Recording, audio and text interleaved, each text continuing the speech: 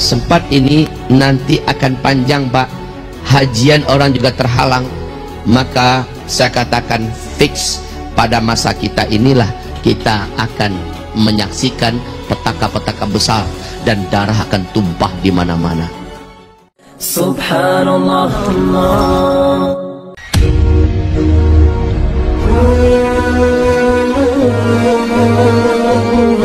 Fase ini fase mulkan jabarian. Penguasa-penguasa yang sedang memimpin dunia adalah penguasa-penguasa bertangan besi.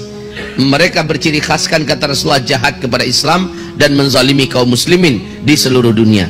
Inilah fase kita sekarang. Fase kelima, fase penutup nanti, Islam sudah memimpin kembali seluruh dunia secara total 100%. Seluruh dunia dipimpin oleh Islam dan mewujudkan keadilan, kedamaian seadil-adilnya, sedamai-damainya. Fase kelima bagaikan surga dunia. Dan fase itu pasti datang karena Allah mengumumkannya dalam Al-Quran surat An-Nur ayat 55 bahwa Islam akan kembali secara pasti memimpin seluruh dunia dengan sistem khilafah ala minhajin nubuwah, kekhalifahan dengan sistem kenabian, dan pusat khilafah itu adalah Baitul Maqdis, Palestina. Demikian janji Allah dan janji Rasulullah sallallahu alaihi wasallam. Nah, untuk kita yang hidup di penghujung fase keempat, apabila ada di antara kita yang meragukan bahwa kita saat ini di akhir zaman, saya ingin mencampakkan dan menghancurkan keraguan itu Bapak Ibu. Saya ingin datangkan bukti-bukti. Silahkan Bapak Ibu periksa, buka, bacalah, dengarkan baik-baik para alim ulama kita yang berbicara tentang akhir zaman. Bacalah kitab-kitab yang berbicara tentang akhir zaman. Mungkin salah satu kitab yang paling saya rekomendasikan, mudah-mudahan ada yang berdagang di luar, judul kitabnya adalah Ensiklopedia Akhir Zaman. Ini ditulis oleh seorang ulama Palestina yang tinggal di Mesir, namanya Syekh Dr. Muhammad Ahmad Al-Mubayyad. Kitab beliau sangat tebal, judulnya Ensiklopedia Akhir Zaman. Lihat di situ, baca di situ, temukan di situ dalil-dalil tentang hadis fitnah akhir zaman. Ada hadis terbaik, ada hadis pilihan yang telah disortir dan disaring. Di sana dijelaskan apa yang digambarkan Rasulullah di akhir zaman, demi Allah terjadi di zaman kita. Mari saya ceritakan ini di fase keempat saja khusus ya. Saya ceritakan satu persatu, tapi dengan ringkas tentunya. Pertama, apabila kalian menyaksikan, kata Rasulullah sallallahu alaihi wasallam, Arab sudah menjadi kaya raya. Sebelumnya Jazirah Arabiah sangat miskin, Arab menjadi sangat kaya raya.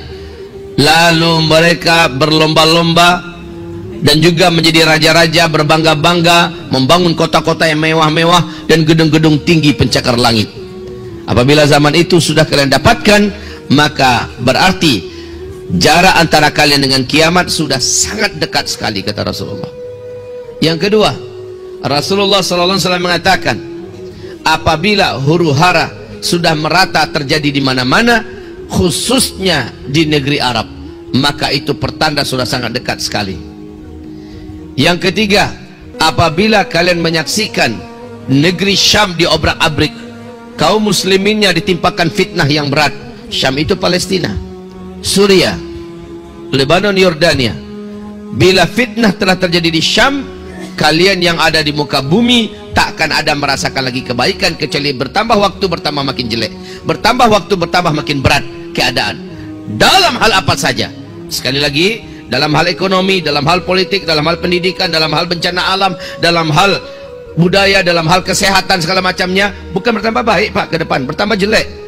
Saya tidak berlebihan, saya katakan dari 2015 saya sudah sampaikan, lihat saja perkembangan waktu demi waktu, tahun demi waktu, bertambah lama bertambah jelek keadaan kita di bumi ini dalam segala hal. Makanya Nabi menekankan, isbiru, bersabarlah kamu, tambahkan kesabaran kamu, sabar dalam mentaati Allah, sabar dalam menyempurnakan hijrah, sabar dalam totalnya taubat, sabar dalam istiqomah, sabar dalam melakukan kebaikan dan ketakwaan. Sebab hanya orang-orang inilah yang akan ditahan oleh Allah dari segala keburukan yang akan menimpanya. Hanya orang-orang inilah akan diluluskan oleh Allah, dijaga oleh Allah dari segala keburukan yang akan menerpanya. Kaum muslimin, hamba-hamba Allah yang kami muliakan.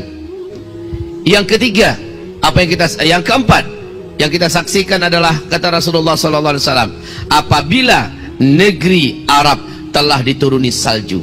2009 permulaan itu. Daerah Tabuk telah mempertontonkan kepada dunia hadis yang diceritakan oleh Rasulullah kepada Muadz bin Jabal. Muadz, kalau daerah Tabuk ini sudah bersalju nanti berarti ubun-ubun engkau dengan kiamat sudah sangat dekat sekali. 2011 Imam Masjidil Haram Syekh Saud Syuraim sudah menyampaikan dalam khutbahnya dengan suara yang lantang tapi bergetar bahwa fenomena salju turun di Arab adalah hadis yang kuat dari Rasulullah sallallahu alaihi wasallam, bahwa pertanda kita sudah sangat dekat sekali dengan kiamat. Kemudian yang kelima, fenomena kelima di akhir zaman yang kita dapatkan, dan ini juga wallahi kaum muslimin tidak dapat dibantah. Apabila negeri pelindung Mekah dan Madinah, di mana itu negeri pelindung Mekah Madinah? Arab Saudi, ya. Apabila negeri pelindung Mekah Madinah sudah jahiliyah para penguasanya dan rakyatnya.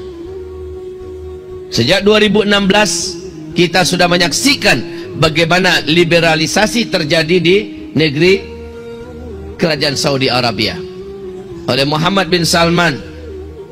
Seluruh simpul-simpul syariah satu persatu dilepas, satu persatu pintu-pintu dosa dan maksiat pun dibuka selebar-lebarnya. Dan lihat, ketika satu-satunya benteng pertahanan syariat Islam sudah tidak lagi mampu mempertahankan Islam secara kafah dan murni, justru pintu-pintu dosa dibuka. Itu adalah pertanda bumi ini tidak akan pernah ada kebaikan lagi. Wahai Bapak Ibu yang kami muliakan, sekarang yang paling saya khawatirkan terjadi, yang paling kami atau kita semua wajib khawatirkan terjadi sudah. Walaupun kita akan nanti berdoa semoga ini tidak berlangsung panjang, tapi kalau sempat berlangsung panjang maka fix di zaman kita ini kita akan menyaksikan petaka-petaka mengerikan. Apa itu kaum muslimin yang kami muliakan?